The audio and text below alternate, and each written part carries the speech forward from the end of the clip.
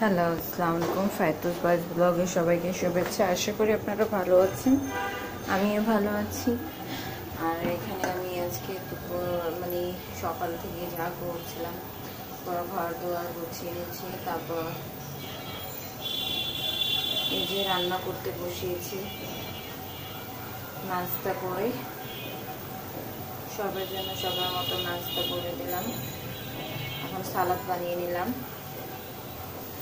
সালাতে শুধু লবণ দেওয়া বাকি ছিল, লবণটা দিয়ে দিচ্ছি। ভাতটা ঠিকা দিয়ে রাখছি, কারণ ভাতটাও হয়ে গেছে, সেটা দিয়ে নামিয়ে নেব।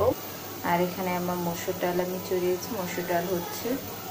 আর এখানে আমার কাচকি মাছ হয়ে আসছে, প্রায় হয়ে গেছে বলতে গেলে। এখন এটাকে আমি নামিয়ে ফেলবো। কাচকি মাছ রান্না করা শেষ, দেখতে পাচ্ছি কি সুন্দর হয়েছে। কাচকি মাছ হয়ে গেছে, তাহলে আমি এখানে বেগুন ভেজে নেব। তো আমি বেগুনের সব মশলাটা দিয়ে নিয়েছি। এখন কড়াইতে আমি তেলটা দিয়ে নেব। এই যে আমি বেগুনটা দিয়ে নিয়েছি, এখন বেগুনটা ভেজে নেব সুন্দর করে। বেগুন ভাজা হলে আমি ভিন্ডি কেটে কুটে নেব, কারণ ভিন্ডি শাশুড়ি মা খাবে, আর কেউ পছন্দ করে না অতটা, তো উনি এটা খাবেন। আর এখানে আমি নিয়ে নিয়েছি করলা তো সবার জন্য, কারণ সারাদিনে যা যা রান্না করা হয় তখন তো একবারই করে নেব। আমরা যেহেতু কয়েকটা মানুষ নিই, তাহলে সব একটু একটু করে সবটাই করে নিচ্ছি। এখন কেটে কুটে নেব। এখানে আমার ভিন্ডি কাটা হয়ে গেছে, আর এখানে আমার পটলটাও ভাজা প্রায় শেষ। অনেক সুন্দর হয়েছে ভাজাটা। এখন এটাকে তুলে নেব।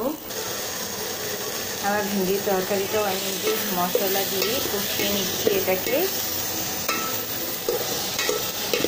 এখন কষানো হয়ে গেলে একটু পানি দিয়ে ছেড়ে দেবো। এভাবে করে আমি পানি দিয়ে এটাকে সিদ্ধ করে নেব, সিদ্ধ করে নামিয়ে ফেলবো।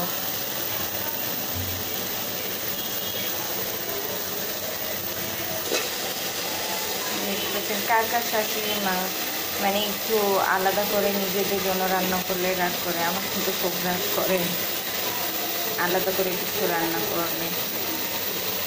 উনি পছন্দ করেন না, যদি বলি এটা খাবো না তো রাগ করে ফেলে। উনি যা খাবেন সেটা আমাদেরকেও খেতে হবে, এটা বাধ্যতামূলক ওনার জন্য।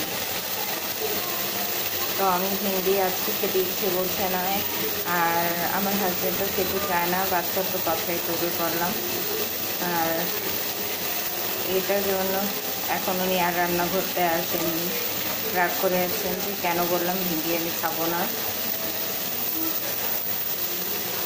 আল্লাহ হাফেজ, সবাই ভালো থাকবেন, সুস্থ থাকবেন, আমাদের জন্য দোয়া করবেন।